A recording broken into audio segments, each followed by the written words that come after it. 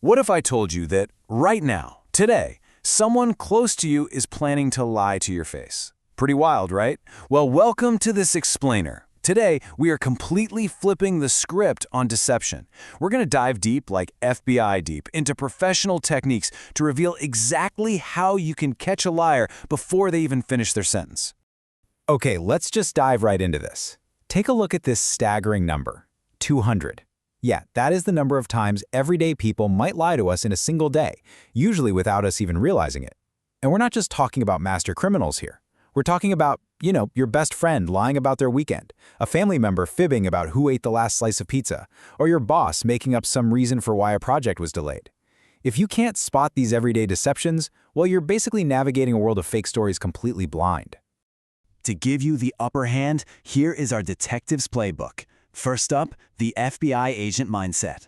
Second, the first 5 seconds rule. Third, words and evasion tactics. Fourth, psychological traps. And finally, a warning signs summary. Let's get started. Section 1. The FBI agent mindset. It's all about calm observation. So, before you can catch anyone in a lie, you cannot go in hot. No emotional confrontations. You need to be cool, collected, and highly analytical. And that brings us to the absolute foundation of lie detection, establishing a baseline. Think of it like finding the secret code to a person's behavior. You have to know their normal, completely relaxed state before you do any questioning. You need to note how they usually sit, how fast they talk, how much they use their hands. Why? So you can spot the exact moment things shift. If someone who always makes strong eye contact suddenly stares at their shoes, or a naturally fast talker suddenly slows way down, your internal alarm bells should be ringing. Section 2. The first 5 seconds rule. Watch their brain panic. Now, this tactic is amazing because it brilliantly illustrates what happens to the human brain when it's suddenly put under immense pressure and hasn't had time to build a solid defense. Here's a little simulation you can use right at home or at work. Step 1. You ask a pointed, difficult question.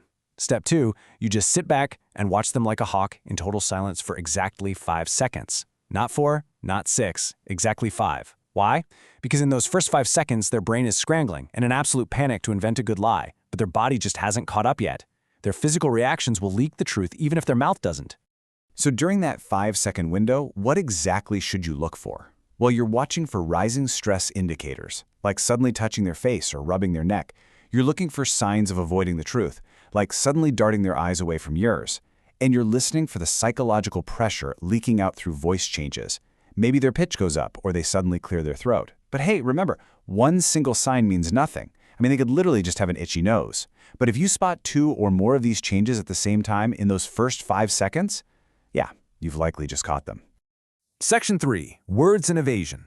Time to spot those verbal tricks. All right, so we've covered physical body language. Let's shift to the verbal tricks and mental escape routes that liars try to build when they feel cornered. Listen to this. I think I was probably at home, right? So the crucial point here is why someone would phrase a simple statement like that.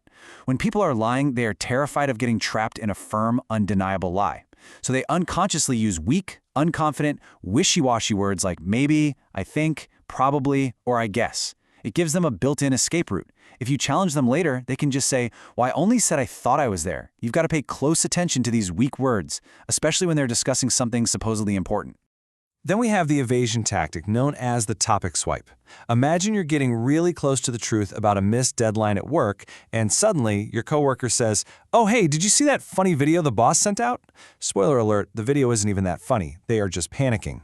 That is their brain hitting the ultimate panic button. They feel cornered and are literally trying to run away from the conversation. When this happens, do not let them escape. You gently but firmly bring them back. Say something like, "That video was funny, we can talk about that in a minute, but first let's finish talking about this project timeline." Watch how uncomfortable they get when you block their exit. Section 4. Psychological traps. Let's learn how to make liars stumble. All right, it is time to go on the offensive with active conversational traps designed to make a liar stumble. This perfectly contrasts how amateurs ask questions versus how the pros do it. If you ask a simple yes or no question like, "Did you go out last night?" you're making it incredibly easy for them to just say no and shut the whole conversation down. But look at the FBI-style presumptive question. "What made you stay out so late last night?" You aren't asking if they went out, you are assuming guilt right off the bat. Now to lie, they can't just give a one-word answer. They have to invent an entire narrative on the spot to explain it. And making up detailed stories under pressure, that is exactly where liars inevitably mess up. Next up is a technique that almost feels a little unfair because of how effective it is: the interrupt trick.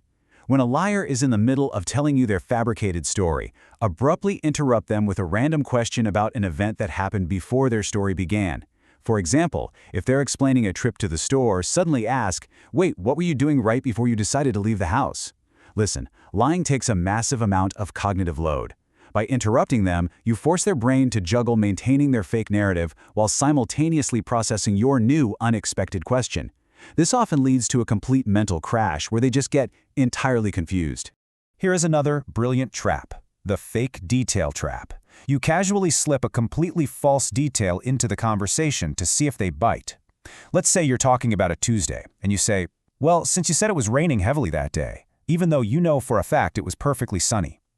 An honest person relies on real memories and will correct you immediately. No hesitation. No, it wasn't raining.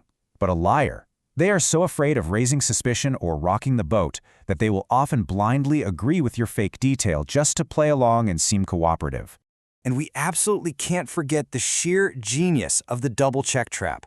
Ask them about an event, let the conversation drift to other things for about 10 minutes, and then casually ask about the exact same event, but in a slightly different way. Truth tellers stay entirely consistent because they're simply recalling a real, concrete memory. Liars, they're trying to remember a script they just wrote in their head a few minutes ago. And trust me, fake stories are incredibly hard to keep straight over time.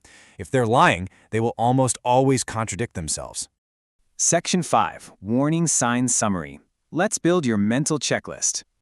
We've covered a lot of incredible ground today, so let's make sure you walk away with a highly practical mental checklist that you can start using immediately in your everyday life. Let's rapid-fire summarize these core warning signs. First, look for any sudden break from their normal, relaxed behavioral baseline. Second, deploy the 5-second rule and watch for 2 or more physical signs of stress. Third, listen closely for unconfident, wishy-washy words providing an escape route. Fourth, be on guard for the desperate topic swipe. Fifth, see if they blindly agree to fake details. And finally, listen for inconsistent stories when you double-check their facts. This list right here, this is your ultimate toolkit for navigating complex conversations at work, with friends, and at home. But here is the most important piece of advice to tie this all together. You must combine these structured, analytical techniques with your own intuition. If your gut is telling you something feels off, it probably is. The key is to stay incredibly calm, rely on this playbook rather than getting emotional, and basically just let the liar do the hard work of trapping themselves. Now that you're armed with these professional observation tools, I have to ask, will you be ready to spot the truth the next time someone tries to pull the wool over your eyes? Thanks for exploring this explainer with me. Keep your eyes open, and I'll catch you next time.